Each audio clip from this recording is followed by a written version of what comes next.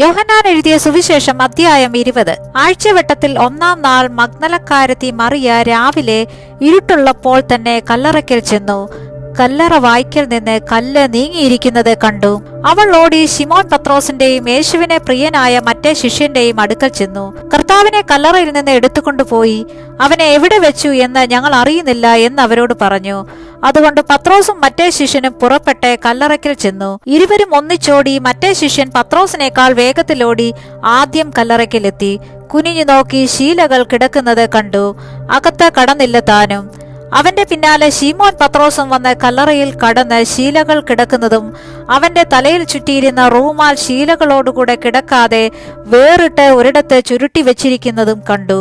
ആദ്യം കല്ലറയ്ക്കലെത്തിയ മറ്റേ ശിഷ്യനും അപ്പോൾ അകത്തു ചെന്ന് കണ്ട് വിശ്വസിച്ചു. അവൻ മരിച്ചവരിൽ നിന്ന് ഉയർത്തെഴുന്നേൽക്കേണ്ടതാകുന്നു എന്നുള്ള തിരുവെഴുത്ത് അവർ അതുവരെ അറിഞ്ഞില്ല. അങ്ങനെ ശിഷ്യന്മാർ വീട്ടിലേക്ക് മടങ്ങിപ്പോയി. എന്നാൽ മറിയ കല്ലറവാതുക്കൽ പുറത്ത് കരഞ്ഞുകൊണ്ട് നിന്നു. കരയുന്നിടയിൽ അവൾ കല്ലറയിൽ കുനിഞ്ഞു നോക്കി. യേശുവിന്റെ ശരീരം കിടന്നിരുന്ന ഇടത്തെ വെള്ളവസ്ത്രം ധരിച്ച 2 ദൂതന്മാർ ഒരുത്തൻ തലയ്ക്കലും ഒരുത്തൻ കാൽക്കലും ഇരിക്കുന്നത് കണ്ടു. അവർ അവളോട്, സ്ത്രീയെ, നീ കരയുന്നത് എന്ത് എന്ന് ചോദിച്ചു. എന്റെ കർത്താവിനെ എടുത്തുകൊണ്ടുപോയി അവനെ എവിടെ വെച്ചു എന്ന് ഞാൻ അറിയുന്നില്ല എന്ന് അവൾ അവരോട് പറഞ്ഞു. ഇത് പറഞ്ഞിട്ട് അവൾ പിന്നോക്കം തിരിഞ്ഞു യേശു നിൽക്കുന്നത് കണ്ടു. യേശു എന്നറിഞ്ഞില്ല താനും. യേശു അവളോട്, സ്ത്രീയെ, നീ കരയുന്നത് എന്ത്? ആരെ തിരയുന്നു എന്ന് ചോദിച്ചു. അവൻ തോട്ടക്കാരൻ എന്ന് നിരൂപിച്ചിട്ട് അവൾ, യജമാനനെ, നീ അവനെ എടുത്തുകൊണ്ടുപോയി എങ്കിൽ അവനെ എവിടെ വെച്ചു എന്ന് പറഞ്ഞു തരിക, ഞാൻ അവനെ എടുത്തു പോയിക്കൊള്ളാം എന്ന് അവനോട് പറഞ്ഞു. യേശു അവളോട്, മറിയയെ എന്ന് പറഞ്ഞു. അവൾ തിരിഞ്ഞു എബ്രായ ഭാഷയിൽ റബൂനി എന്ന് പറഞ്ഞു. അതിന് ഗുരു എന്നർത്ഥം. യേശു അവളോട്, എന്നെ തുടരുത്, ഞാൻ ഇതുവരെ പിതാവിന്റെ അടുക്കൽ കയറിപ്പോയില്ല. എങ്കിലും നീ എന്റെ സഹോദരന്മാരുടെ അടുക്കൽ ചെന്ന് എന്റെ പിതാവും നിങ്ങളുടെ പിതാവും എന്റെ ദൈവവും നിങ്ങളുടെ ദൈവവുമായവന്റെ അടുക്കൽ ഞാൻ കയറിപ്പോകുന്നു എന്ന് അവരോട് പറക എന്ന് പറഞ്ഞു. മഗ്ദലക്കാരത്തി മറിയ വന്ന് താൻ കർത്താവിനെ കണ്ടു എന്നും അവൻ ഇങ്ങനെ തന്നോട് പറഞ്ഞു എന്നും ശിഷ്യന്മാരോട് അറിയിച്ചു. ആഴ്ചവട്ടത്തിന്റെ 1-ാം നാൾ ആയ ദിവസം നേരം വൈകിയപ്പോൾ ശിഷ്യന്മാർ ഇരുന്ന സ്ഥലത്ത് യഹൂദന്മാരെ പേടിച്ച് വാതിൽ അടച്ചിരിക്കെ യേശു വന്ന് നടുവിൽ നിന്നുകൊണ്ട്, നിങ്ങൾക്ക് സമാധാനം എന്ന് അവരോട് പറഞ്ഞു. ഇത് പറഞ്ഞിട്ട് അവൻ കൈയും വിലാപ്പുറവും അവരെ കാണിച്ചു. കർത്താവിനെ കണ്ടിട്ട് ശിഷ്യന്മാർ സന്തോഷിച്ചു.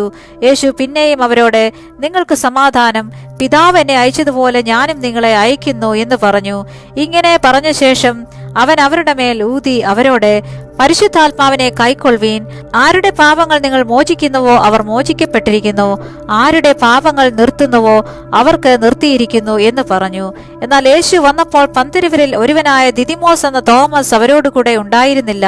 മറ്റേ ശിഷ്യന്മാർ അവനോട്, ഞങ്ങൾ കർത്താവിനെ കണ്ടു എന്ന് പറഞ്ഞാറേ, ഞാൻ അവന്റെ കൈകളിൽ ആണിപ്പഴുതെ കാണുകയും ആണിപ്പഴുതിൽ വിരൽ ഇടുകയും അവന്റെ വിലാപ്പുറത്ത് കൈയിടുകയും ചെയ്തിട്ടല്ലാതെ വിശ്വസിക്കയില്ല എന്ന് അവൻ അവരോട് പറഞ്ഞു. 8 ദിവസം കഴിഞ്ഞിട്ട് ശിഷ്യന്മാർ പിന്നെയും അകത്ത് കൂടിയിരിക്കുമ്പോൾ തോമസും ഉണ്ടായിരുന്നു. വാതിലടച്ചിരിക്കെ യേശു വന്ന നടുവിൽ നിന്നുകൊണ്ട്, നിങ്ങൾക്ക് സമാധാനം എന്ന് പറഞ്ഞു.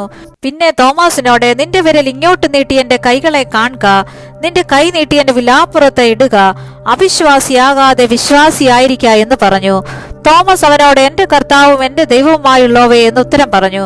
യേശു അവനോട്, നീ എന്നെ കണ്ടതുകൊണ്ട് വിശ്വസിച്ചു, കാണാതെ വിശ്വസിച്ചവർ ഭാഗ്യവാന്മാർ എന്ന് പറഞ്ഞു. ഈ പുസ്തകത്തിൽ എഴുതിയിരിക്കുന്നതല്ലാതെ മറ്റനേകം അടയാളങ്ങളും യേശു തന്റെ ശിഷ്യന്മാർ കാണുകയും ചെയ്തു. എന്നാൽ യേശു ദൈവപുത്രനായ ക്രിസ്തു എന്ന് നിങ്ങൾ വിശ്വസിക്കേണ്ടതിനും വിശ്വസിച്ചിട്ട് അവന്റെ നാമത്തിൽ നിങ്ങൾക്ക് ജീവൻ ഉണ്ടാകേണ്ടതിനും ഇത് എഴുതിയിരിക്കുന്നു.